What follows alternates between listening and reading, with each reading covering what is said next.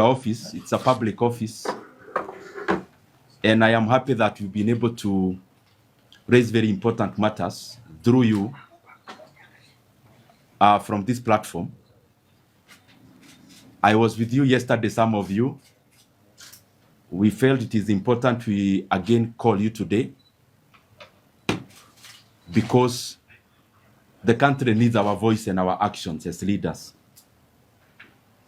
The main reason I called you is on the fuel prices and crisis that is there in the country now. And I called you here also to provide practical solutions on how we can try to lessen the burden from the Kenyan people. But from yesterday, I'm sure all of us as Kenyans, so that the government has not been keen and the government has not been forthright in wanting to deal with this crisis in a manner that is humane and in a manner that understands that fuel is an important component in the running of our economy. Our economy literally runs on oil and fuel. And how we have seen, including the communication from government, has been disappointing and has been underwhelming.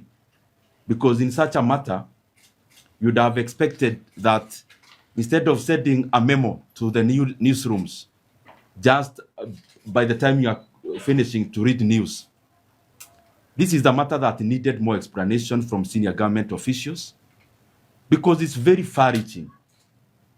I mean, increasing fuel with the margins Kenya increased. I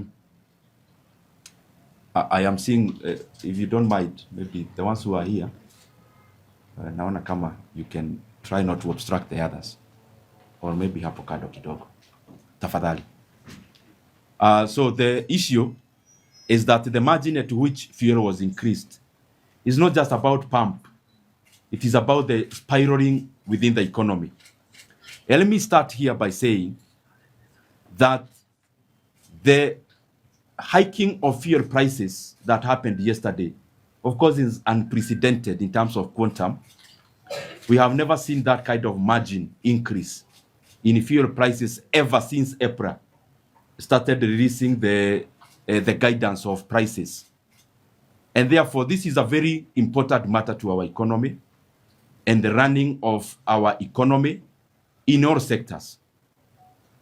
Just today, we have seen that the transport industry have also reacted to the hike in fuel prices by also passing over that burden to the consumers of the services within the transport industry.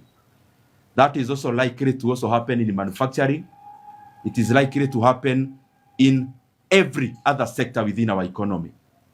And therefore, the bigger question that we need to ask ourselves as Kenyans, between the ripple effect of increasing fuel with the kind of margin that we did yesterday as Kenya, between that effect, that direct effect, and the ripple effect that is there, and on the other side, the amount of money that we could spend in making sure that fuel is affordable, what is a bigger cost to the economy and which is a more prudent thing to do? Is it to let the economy spiral in its negative effects from transport to manufacturing to the forex in terms of dollar demand and to all the other sectors? Is it better to stop that spiraling by spending some little more money on bringing down the prices? Or is it unleashing the entire price increment to the consumers? That is what we need to interrogate. And as I said before, it is upon us as leaders to also offer practical, reasonable proposals that Kenya can work on. And just to go direct to the point, number one is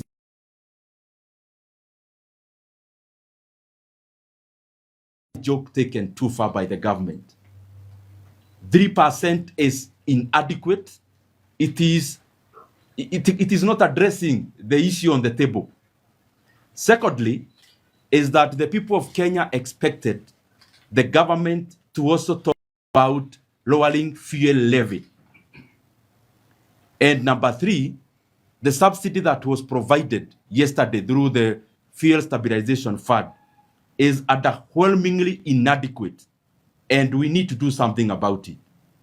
So I have 3 proposals based on what we need to do as Kenyans now, without necessarily waiting. I have kept talking about this issue for the last 1 month because this was not an emergency that happened to Kenya. We have always known from the 28th of February that we'll need to think and do something about the fuel crisis. The fact that we had to postpone offering solutions up to yesterday evening, almost at midnight, just shows how casually the government has been taking this matter. So, as I talk about these 3 proposals, I request those who are concerned. This is not the time to chest dump and show Kenyans who knows what more than who. It is the time to present credible solutions to the issue that is the Kenyans are grappling with today. The number 1 proposal that I have, and wholesomely, the practical proposal we have can reduce fuel prices by 27 shillings today without hurting anyone. One is that we need to reduce our VAT by an extra 5% now. And that extra VAT of 5% will mean that our fuel prices will go down by, on that segment alone, by around 8 shillings. The second proposal is that we need to degazette the 7 shillings that was added on fuel levy in the year 2024. It was done through a gazette notice by the Minister for Transport. The same way, he needs to give a gazette notice today before the close of today. That will also bring down the fuel prices by an extra 7 shillings. The other thing that we must do is that the Fuel Stabilization Fund has close to 20 billion Kenya shillings as we talk. And this is not money that has been budgeted for. This is money that Kenyans pay in the pump. As you go to fuel your car, it is the Kenyans who have been funding the Fuel Stabilization Fund.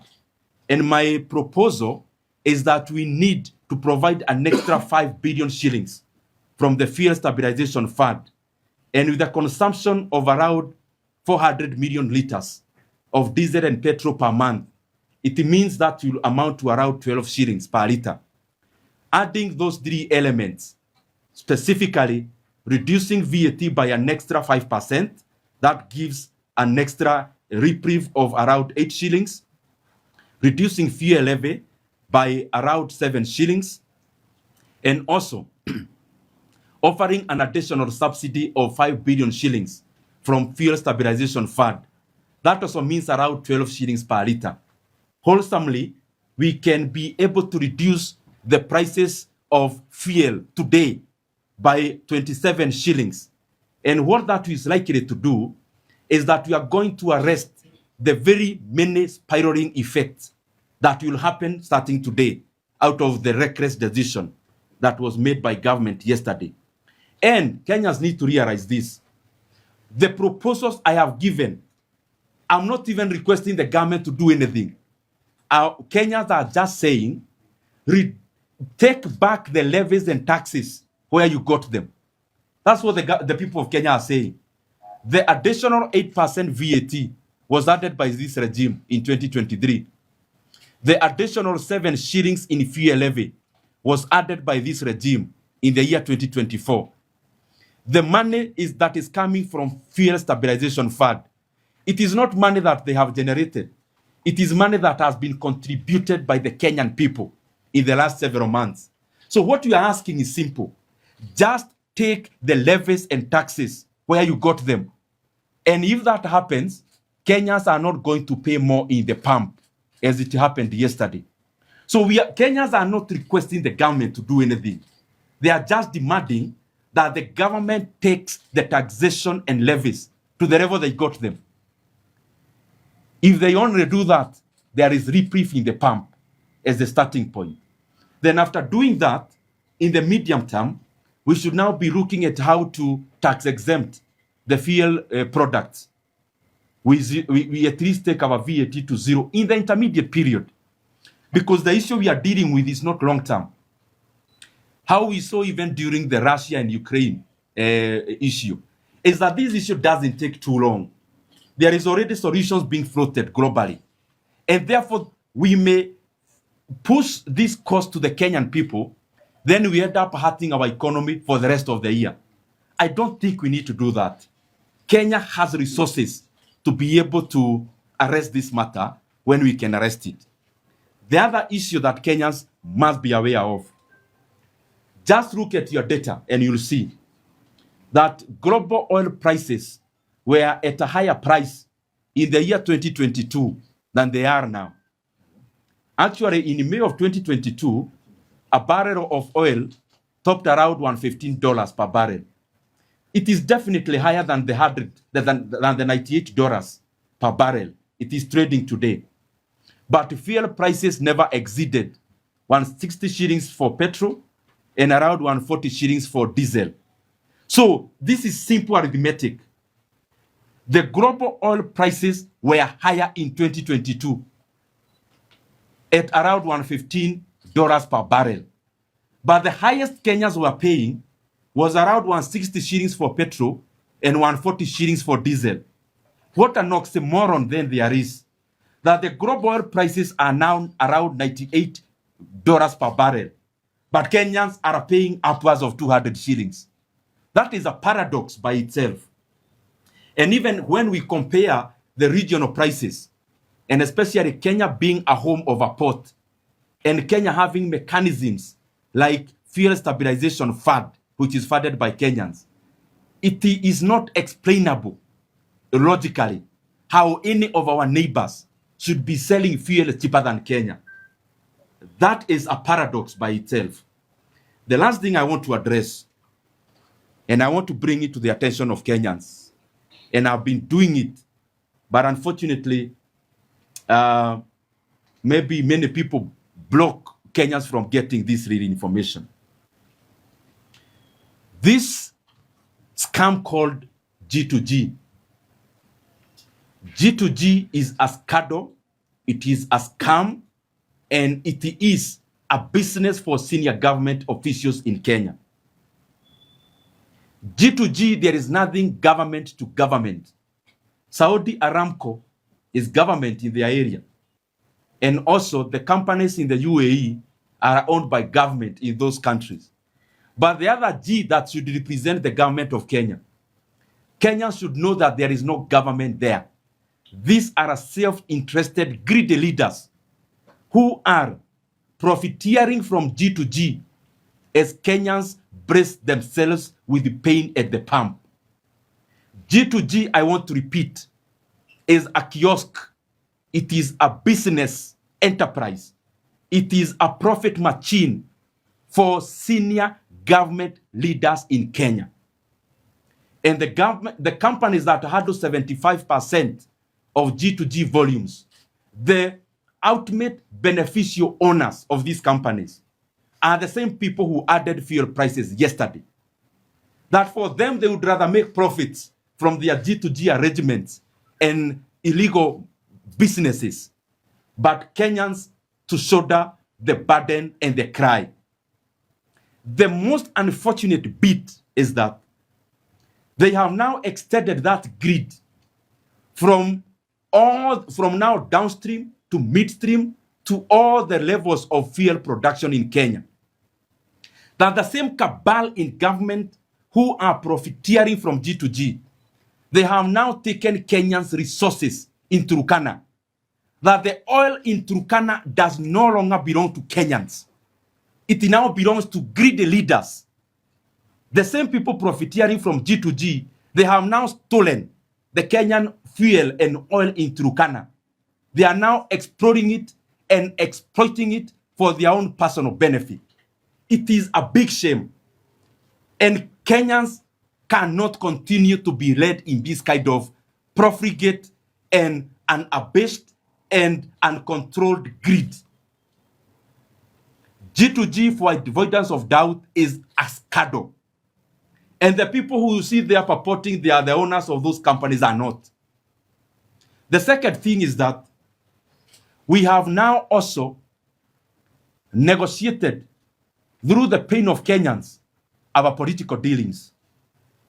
The G2G companies that were there previously belong to the original owners of government, the original one.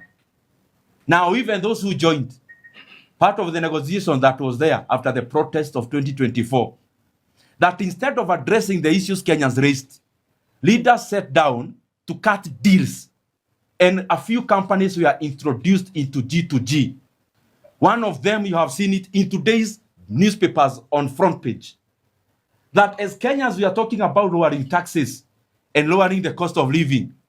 Leaders sat down in dark rooms and instead cut deals on introducing companies belonging to the then opposition.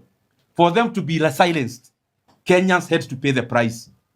So, my friends in government, Kenyans will not continue to shoulder the burden of your greed through the dealings of G2G. That as they bear the pain in the pump, you are celebrating the profits. That will not continue to happen in Kenya anymore. Very lastly, the proposals you are giving are practical as well-meaning leaders. The leaders in government should not try Kenyans. Do not try Kenyans. You may be swimming in money out of the profits you are making from G2G, but Kenyans are wallowing in poverty created by the same policies. Do not try Kenyans. It is to your benefit that soonest the government must call a consultative meetings of all the. We must reduce VAT further. We must reduce fuel levy. And we must provide extra not less than 5 billion shillings for an additional subsidy. And those practical solutions will bring down the fuel prices by at least 27 shillings. Let us not try the patience of Kenyans. It is to your benefit now, by following what Kenyans are proposing. Don't argue with Kenyans, because soon you'll be arguing with yourself. Thank you very much. Good question. Yes. Is it possible a real impact on going forward?